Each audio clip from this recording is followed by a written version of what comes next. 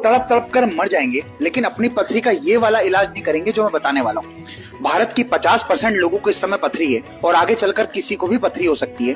तो ध्यान रखना, नारियल के पानी में यदि नींबू और तुलसी के पत्ते डालकर अगर उसे पिया जाए तो कुछ ही दिनों में पथरी बाहर आ जाएगी, क्योंकि नींबू में साइट्रिक एसिड, तुलसी में एसिटिक एसिड होता है और ये दोनों मिलकर चूरा बनाने का काम करते हैं पथरी का। और पथरी के चूरे को जो बाहर निकालने का काम करता है वो है नारियल पानी, क्योंकि नारियल के पानी में इलेक्ट्रोलाइट्स होता है। लोग तड़प तड़प कर मर जाएंगे, लेकिन अपनी पथरी का ये वाला इलाज नहीं करेंगे जो मैं बताने वाला हूँ। भारत की 50% लोगों को इस समय पथरी है और आगे चलकर किसी को भी पथरी हो सकती है।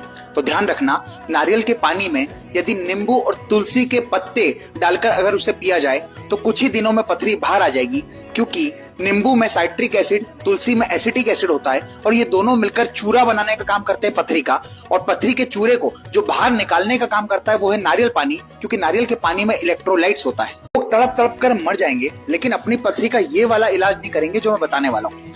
भारत की 50% लोगों को इस समय पथरी है और आगे चलकर किसी को भी पथरी हो सकती है। तो ध्यान रखना, नारियल के पानी में यदि नींबू और तुलसी के पत्ते डालकर अगर उसे पिया जाए तो कुछ ही दिनों में पथरी बाहर आ जाएगी, क्योंकि नींबू में साइट्रिक एसिड, तुलसी में एसिटिक एसिड होता है और ये दोनों मिलकर चूरा बनाने का काम करते हैं पथरी का। और पथरी के चूरे को जो बाहर निकालने का काम करता है वो है नारियल पानी, क्योंकि नारियल के पानी में इलेक्ट्रोलाइट्स होता है। लोग तड़प तड़प कर मर जाएंगे, लेकिन अपनी पथरी का ये वाला इलाज नहीं करेंगे जो मैं बताने वाला हूँ। भारत की 50% लोगों को इस समय पथरी है और आगे चलकर किसी को भी पथरी हो सकती है।